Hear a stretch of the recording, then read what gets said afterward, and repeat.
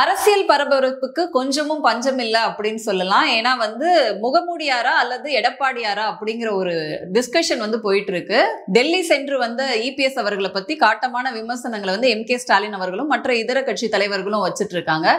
அதோட சேர்த்து அண்ணாமலை அவர்கள் இன்னைக்கு ஒரு சூப்பரான பிரஸ் மீட் கொடுத்திருக்காங்க. சோ இதெல்லாம் பத்தி இந்த காணொலியில பார்க்கலாம். வணக்கம், நான் லோகேஸ்வரி.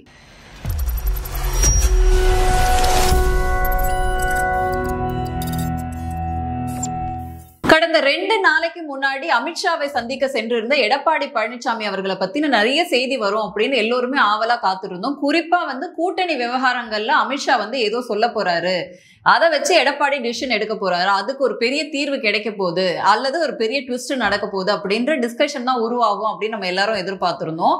பட் ஆனா ட்விஸ்ட் அது கிடையாது. எடப்பாடி அவர்கள் அமித்ஷாவை சந்திச்சுட்டு வெளியில வந்த பிறகு அவர் முகமூடி அணிஞ்சிட்டு வந்தாரு அப்படிங்கிற நியூஸ் தான் அன்னைக்கு நைட்ல இருந்து இந்த நிமிஷம் வரைக்கும் பேசப்படுற நியூஸ். பட் இதுல என்ன விஷயம் மறைஞ்சு போச்சு அப்படின்னா, டிடிவி தினகரன் அவங்க இஷ்யூ, ஓபிஎஸ், அப்புறம் சசிகலா இல்ல செங்கோட்டையன் இவங்க இஷ்யூ எல்லாம் இதுக்கு ஒரு விடை கிடைக்கும் அப்படின்னு நம்ம நினைச்சிருந்தோம். பட் ஆனா இது எதுவுமே கிடையாது. முகமூடி அணிஞ்சிட்டு வந்தாரு, கூட இருந்தவங்க யாரு அப்படிங்கறது டிஎம்கே ஐடி விங் கேள்வியா கேட்டுட்டு இருக்காங்க. இந்த திமுக ஐடி விங் என்ன பண்ணிருக்காங்க அப்படின்னா, சில கேள்விகளை முன் வச்சிருக்காங்க. என்ன அப்படின்னா, பழனிசாமியின் கள்ள கார் பயணங்களும் மற்றும் சில கேள்விகளும் அப்படின்னு சொல்லி வச்சிருக்காங்க. அதுல முதல்ல என்ன சொல்லியிருக்காங்கன்னா, வெள்ள அரசு வாகனத்துல செல்வதாக சொல்லிட்டு எதிர்கட்சி தலைவர் எடப்பாடி எப்படி 8 கோடி ரூபாய் மதிப்புள்ள கார்ல போலாம் அப்படின்னு சொல்லி ஒரு கார் நம்பரையும் அது பதிவெண்ணும் சேர்த்து கொடுத்திருக்காங்க. சோ அதோட சேர்த்து டெல்லிக்கு செல்லும் போதெல்லாம் கார் மாறி மாறி போறாரே, இதெல்லாம் எங்க இருந்து வருது, அதோட மர்மம் என்ன அப்படின்னு கேட்டிருக்காங்க. அதுக்கப்புறம் கட்சி தொடர்பான சந்திப்புகளை கட்சி சம்பந்தப்பட்டவங்க இருக்கணும், அப்ப குடும்ப சம்பந்தப்பட்ட விஷயங்களை தான் தனிநபரோட போகணும். பட் ஆனா அமித்ஷா அவர்களோட இல்லத்துல இருந்து சந்திச்சுட்டு வந்த எடப்பாடி அவர்கள் கூட கார்ல வந்த நபர் யாரு, எதுக்காக அவர் முகத்தை மறைச்சாரு அப்படின்னு சொல்லிட்டு சில கேள்விகளை இந்த ஐடி விங் சார்பில் கேட்டிருக்காங்க. அதோட சேர்த்து நேற்றைக்கு நடந்த முப்பெரும் விழாவிலையும் ஸ்டாலின் அவர்களும் காட்டமான கேள்விகளை எதிர்கட்சி தலைவரான எடப்பாடி அவர்களுக்கு கேட்டிருந்தாங்க.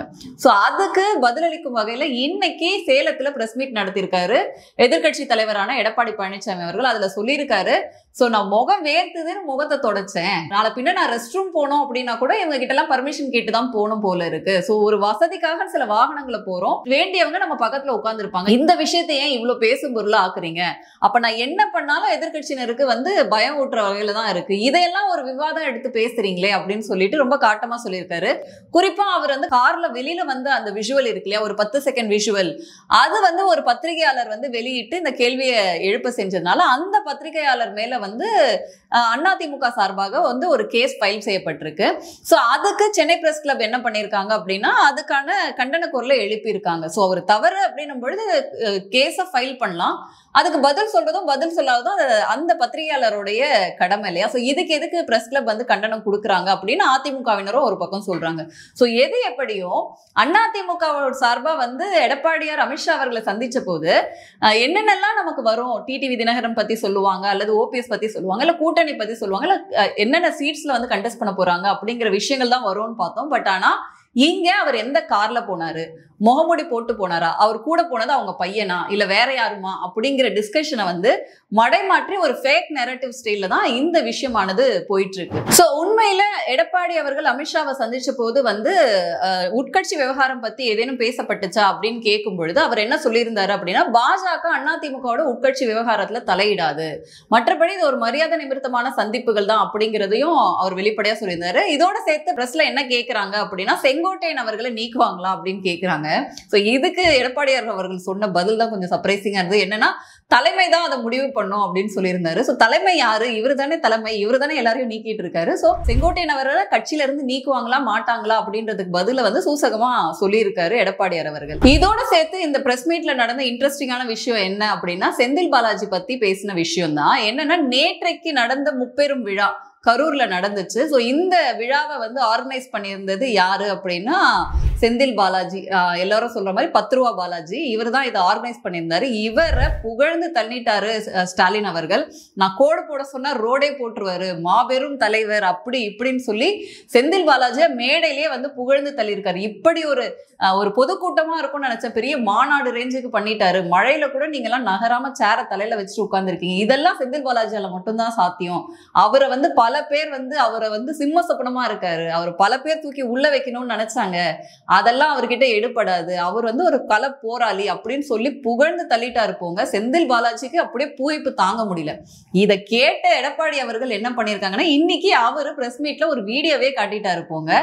இதே ஸ்டாலின் அவர்கள் வந்து செந்தில் பாலாஜி பண்ண ஊழல் பத்தியும் செந்தில் பாலாஜியை பத்தி கிழின்னு கிழிச்ச ஆடியோவையும் போட்டு காட்டியிருந்தாரு. செந்தில் பாலாஜி அமைச்சரவை 15 முறை ஏற்கனவே மாத்தி அமைச்சாங்க. அப்பெல்லாம் அவரை மாத்தல, சீனியர் அமைச்சர் எல்லாம் மாத்தினாங்க.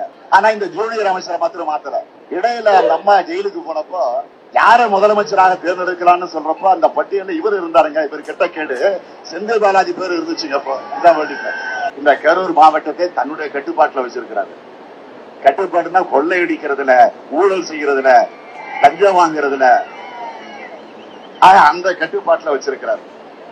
ஆள் கடத்தல், நில அபகரிப்பு புகார்கள் எல்லாம் இன்னைக்கு நீதிமன்றத்தில் இருக்கு.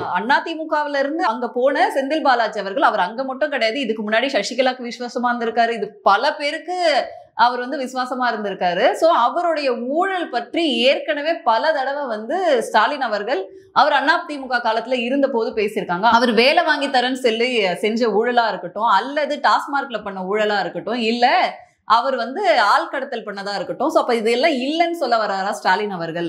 உன் தியாகம் பெரிது அப்படின்னு ஏற்கனவே அவர் பேசியிருந்தாரு. ஸோ அப்படி என்னத்த தியாகத்தை பண்ணிட்டாரு?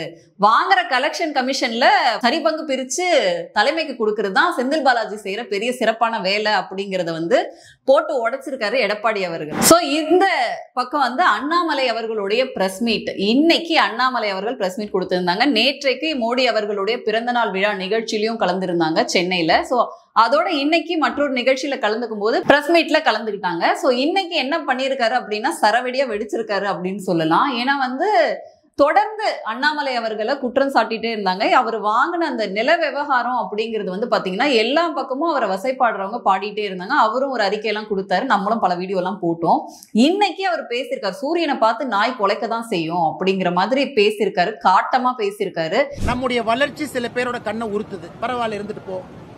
நம்மளை கெட்டவன் 4 பேர் சொன்னா நல்லவன் 40 பேர் சொல்றாங்க, பரவாயில்ல இருந்துட்டு போங்க, நீங்களும் வாழுங்க, என்னையும் வாழ விடுங்க. அற்ப மனிதர்கள் சூரியனை பார்த்து குறைக்கிறனாலதான் உங்களுக்கு அந்த மைலேஜ் கிடைக்குதுன்னா சந்தோஷமா இருந்துட்டு போங்க. ஏன் நான்லாம் நிலம் வாங்கக்கூடாதா? நான்லாம் சம்பாதிக்க மாட்டேனா? எனக்கு வேற பொழப்பு இல்லையா? என் பொண்டாட்டிக்கு வேற வேலை இல்லையா? எங்களுக்குன்னு ஒரு குடும்பம் இல்லையா? அப்படிங்கிற மாதிரி பல விஷயங்கள் பேசியிருக்காரு. அண்ணாமலை வந்து ஒரு எம்எல்ஏவும் கிடையாது, எம்பியும் கிடையாது, ஒரு கவுன்சிலர் கூட கிடையாது.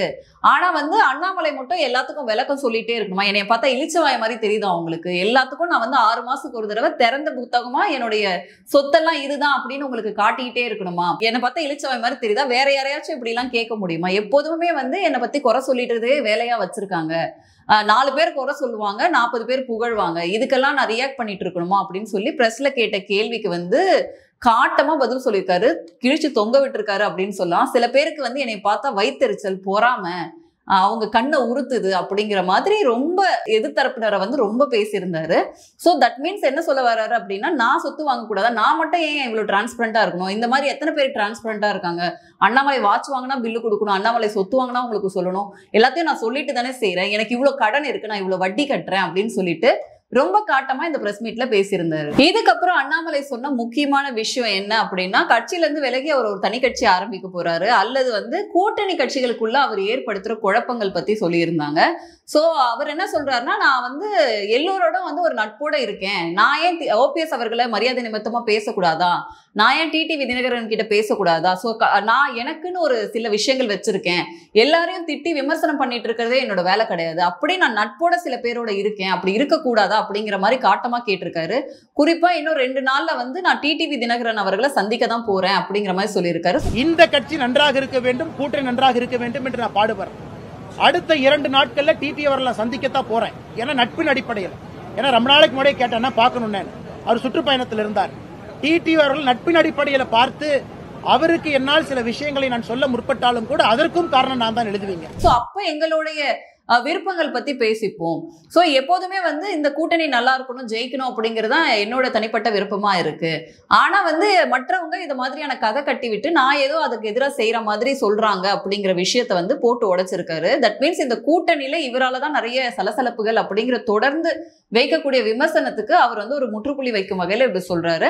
அதே மாதிரி தான் தொடர்ந்து வந்து மற்ற தலைவர்களோட பேச்சுவார்த்தை நடத்துவேன், இது சுமூகமா அமையும் அப்படிங்கிற ரேஞ்சுக்கு தான் அண்ணாமலை அவர்கள் இன்னைக்கு பிரஸ் மீட்ல பேசியிருக்காங்க. சோ இன்னைக்கு நடந்த இந்த 2 பிரஸ் மீட் மூலமா என்ன தெரியுது அப்படின்னு சொன்னா, ஒரு பக்கம் எடப்பாடி அவர்கள் ஸ்டாலின் அவர்களுக்கு கவுண்டர் கொடுத்திருக்காங்க. என்ன அப்படின்னா, நான் ஒன்னும் பெரிய தொழிலதிபர் கிடையாது, எனக்கு ட்ரஸ்ட்ல பல ஆயிரம் கோடி ரூபாய் பணம் கிடையாது, நான் சாதாரண விவசாயி, நான் விவசாயி மகன். அப்படி இருந்து நான் வந்து ஒரு கட்சியோட பொதுச் செயலாளரா வரும்பொழுது, எதிர்கட்சி தலைவரா வரும்பொழுது என்ன மாதிரியான எல்லாம் சிக்கல் கொடுப்பாங்க அப்படின்னு நீங்களே பார்த்துக்கோங்க அப்படின்னு சொல்லி ஒரு குமுறலை வந்து வெளிப்படுத்தியிருக்காரு எடப்பாடியார். ஸோ அதே மாதிரி அப்படியே கொஞ்சம் கட் பண்ணி இந்த பக்கம் அண்ணாமலை பக்கம் வந்தோம் அப்படின்னா, நான் ஒரு விவசாயி, நான் வந்து ஆடு மேய்ச்சிட்டு இருக்கவன், எனக்கு இயற்கை விவசாயத்து மேல ஆர்வம் இருக்கு, அதனால நான் சொத்தெல்லாம் வாங்கக்கூடாதா, ஏன் என்கிட்ட பணம் இருக்காதா, என் மனைவி கிட்ட பணம் இருக்காதா, என் குடும்பத்துல பணம் இருக்காதா, ஏன் நான் இதெல்லாம் பண்ணக்கூடாதா, ஏன் உங்க கண்ணை உறுத்துது அப்படின்னு சொல்லிட்டு 2 விவசாயி மகன்களும் வந்து பாத்தீங்கன்னா இதை வந்து போட்டு உடைச்சிருக்காங்க. ஒரு பக்கம் முகமடியாளன் அப்படிங்கிற விஷயம் வந்து ட்ரெண்ட் ஆயிட்டு இருக்கு, இன்னொரு பக்கம் அண்ணாமலை வாங்கின சொத்து